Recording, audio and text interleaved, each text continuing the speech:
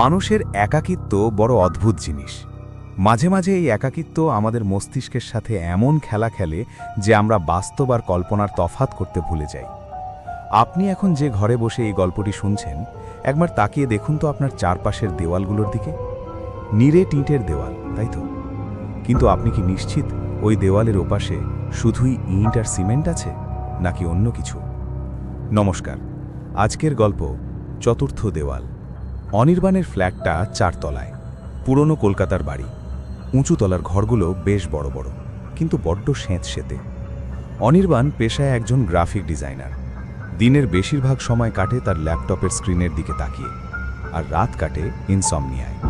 সেদিন রাত তখন প্রায় 2টো, বাইরে ঝমঝমিয়ে বৃষ্টি হচ্ছে। অনির্বাণ বিছানায় শুয়ে সিলিং ফ্যানটার দিকে তাকিয়েছিল।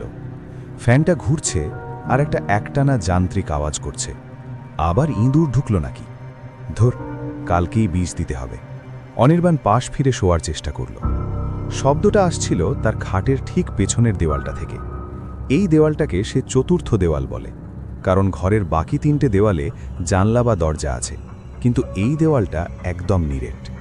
এর ওপাশে আর কোনো ফ্ল্যাট নেই, স্রেফ ফাঁকা জায়গা, তারপর পাশের বিল্ডিং। মিনিট 10 চুপচাপ থাকার পর শব্দটা আবার হলো, তবে এবার আঁচড়ানোর শব্দ নয়। অনির্বাণ ঝরমর করে উঠে বসল। ইঁদুর দৌড়াদৌড়ি করতে পারে, আঁচড়াতে পারে, কিন্তু ইঁদুর কি এভাবে থেমে থেমে টোকা দিতে পারে? সে কান পেতে রইল। আবার ঠক ঠক ঠক। অনির্বাণ মোবাইলটা হাতে নিয়ে ফ্ল্যাশের আলো ফেলল দেওয়ালে। কোথাও কিচ্ছু নেই, শুধু পুরনো চোনকাম করা দেওয়ালের চামড়া উঠে গেছে কয়েক জায়গায়। সে সাহস করে দেওয়ালের কাছে গেল, কান পাতল দেওয়ালে। কে কে ওখানে? এটা তো বাইরের দেওয়াল, ওখানে কেউ ঝুলে আছে নাকি? পরের দিন সকালে অনির্বাণ সোজাসুজি বাড়িওয়ালার কাছে গেল। মিস্টার সেন সকালবেলা খবরের কাগজ পড়ছিলেন। অনির্বাণ, সেন কাকু, আমার ঘরের উত্তরের দেওয়ালটার ওপাশে কি কোনো পাইপলাইন বা কার্নিশ আছে? কেন বলো তো? সকালবেলা পাইপলাইনের খোঁজ কেন? না মানে কাল রাতে দেওয়ালের ওপাশ থেকে খুব অদ্ভুত শব্দ পাচ্ছিলাম, মনে হলো কেউ যেন টোকা দিচ্ছে। তুমি বড্ড বেশি রাত জাগো অনির্বাণ। ওটা 4 তলার শেষ দেওয়াল, ওটার ওপাশে কিচ্ছু নেই, সোজা 50 ফুট নিচে গলি। ওখানে টোকা কে দেবে? স্পাইডারম্যান? যাও যাও, গিয়ে ঘুমাও। বাড়িওয়ালার কথায় যুক্তি আছে, কিন্তু অনির্বাণের মন মানল না। সে ঠিক করল আজ রাতে সে জেগে থাকবে, সে দেখবে আসলে কি হচ্ছে। রাত তখন 3টে। অনির্বাণ ল্যাপটপে কাজ করার ভান করে বসে আছে, কিন্তু তার পুরো মনোযোগ সেই দেওয়ালের দিকে। হঠাৎ শব্দটা আবার শুরু হলো, তবে এবার টোকা নয়। মনে হলো দেওয়ালের ওপাশ থেকে কেউ খুব মিহি গলায় কিছু বলছে। অনির্বাণ এবার আর ভয় পেল না, তার মাথায় চাপল জেদ। সে রান্নাঘর থেকে একটা ভারী স্ক্রুড্রাইভার আর হাতুড়ি নিয়ে এলো। সে ঠিক করল আজ সে দেওয়াল ফুটো করে দেখবে ওপাশে আসলে কি আছে। ইট সুরকির দেওয়াল, খুব একটা কঠিন হবার কথা নয়। সে খাটের ওপর উঠে বসল। দেওয়ালের মাঝখানের একটা জায়গায় যেখানে রং চটে গেছে সেখানে স্ক্রুড্রাইভারটা বসালো। মিনিট 15 কসরত করার পর একটা ছোট্ট গর্ত হলো, খুব সরু, একটা পেন্সিল গলে যাওয়ার মতো ফুটো। অনির্বাণ হাতুড়িটা নামিয়ে রাখল। তার বুক ধরফর করছে। সে জানে ওপাশে অন্ধকার ছাড়া আর কিছুই দেখার কথা নয়, কারণ ওটাই তো শেষ দেওয়াল। অনির্বাণ কাঁপা কাঁপা হাতে তার চোখটা রাখল ওই ছোট্ট ফুটোটার ওপর। অনির্বাণ যা দেখল তার জন্যে সে প্রস্তুত ছিল না। সে দেখল আলো। হ্যাঁ, দেওয়ালের ওপাশে ঘুটঘুটে অন্ধকার বা বাইরের আকাশ নয়, ওপাশে জ্বলছে একটা হলদেটে আলো। সে ভালো করে তাকালো, তার চোখ কপালে উঠল। দেওয়ালের ওপাশে হুবহু তার ঘরের মতোই আরেকটা ঘর। সেই একই সবুজ রঙের দেওয়াল, সেই একই সিলিং ফ্যান ঘুরছে, আর সেই ঘরের খাটের ওপর কেউ একজন বসে আছে। লোকটা উল্টো দিকে ফিরে বসে আছে। অনির্বাণের মতোই তার পরনে একটা নীল গেঞ্জি। অনির্বাণ নিজের গায়ের দিকে তাকালো, সেও একটা নীল গেঞ্জি পরে আছে। এ আমি কি দেখছি? এটা কি আয়না? না, আয়না হলে তো উল্টো প্রতিবিম্ব হতো। এ তো। হঠাৎ ওপাশের ঘরের লোকটা নড়ে উঠল।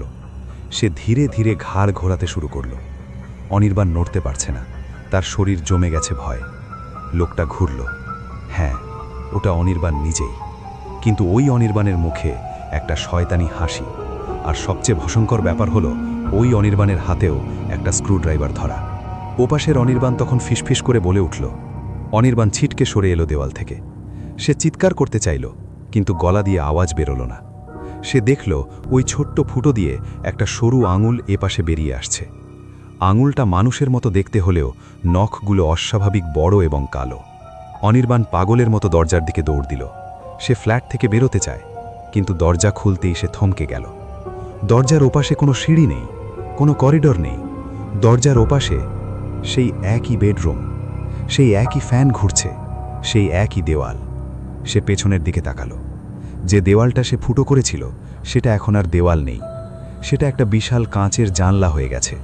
আর সেই জানলার ওপাশে দাঁড়িয়ে আছে শত শত অনির্বাণ। তারা সবাই কাঁচের ওপর হাত রেখে হাঁ করে তাকিয়ে আছে এই অনির্বাণের দিকে, যেন কোনো চিড়িয়াখানায় অদ্ভুত কোনো প্রাণী দেখছে। কে তোমরা? আমাকে বেরোতে দাও, এটা আমার ঘর, এটা আমার জীবন। তখনই ঘরের স্পিকার থেকে একটা যান্ত্রিক আওয়াজ ভেসে এলো, যেমনটা সিনেমার শুটিং সেটে শোনা যায়। কাট, সিন 114, ওকে, প্যাক আপ। এই সাবজেক্টটা নর্ট হয়ে গেছে, ও দেওয়াল ভেঙে ফেলেছে। নেক্সট ক্লোন রেডি করো। পরের দিন সকালে বাড়িওয়ালা মিস্টার সেন পুলিশ নিয়ে এলেন। অনির্বাণের ঘর ভেতর থেকে বন্ধ ছিল। দরজা ভেঙে যখন তারা ঢুকলেন, দেখলেন ঘর সম্পূর্ণ ফাঁকা। অনির্বাণ নেই, তার জিনিসপত্র সব যেমন ছিল তেমনই আছে। শুধু উত্তর দিকের সেই নিরেট দেওয়ালটার গায়ে একটা ছোট্ট গর্ত, আর সেই গর্তের পাশে পেন্সিল দিয়ে খুব ছোট করে লেখা, দেওয়ালের ওপাশে ওরা আমাদেরই দেখছে, আমরা কেউ আসল নই। পুলিশ বলল লোকটা হয়তো পাগল হয়ে পালিয়েছে, কিন্তু মিস্টার সেন লক্ষ্য করলেন গর্তের ভিতর থেকে একটা অদ্ভুত পচা গন্ধ আসছে। তিনি চোখ রাখলেন গর্তটায়। তিনি দেখলেন ওপাশে অনন্ত অন্ধকার, আর সেই অন্ধকারের মধ্যে হাজার হাজার চোখ তার দিকে তাকিয়ে মিটমিট করছে। আজ রাতে আপনার ঘরের দরজা জানলা তো বন্ধ করে শোবেন, কিন্তু যে দেওয়ালটার দিকে পিঠ করে আপনি শুচ্ছেন, কে জানে, হয়তো এখনই ওপাশ থেকে কেউ একজন কান পেতে শুনছে আপনার নিঃশ্বাসের শব্দ। টোকা দিলে উত্তর দেবেন না যেন। গল্পটা ভালো লাগলে লাইক দিন এবং সাবস্ক্রাইব করুন পরের পর্বের জন্যে। আগামীকাল আসছি আরও এক রোমহর্ষক রহস্য নিয়ে। শুভরাত্রি, সাবধানে থাকবেন।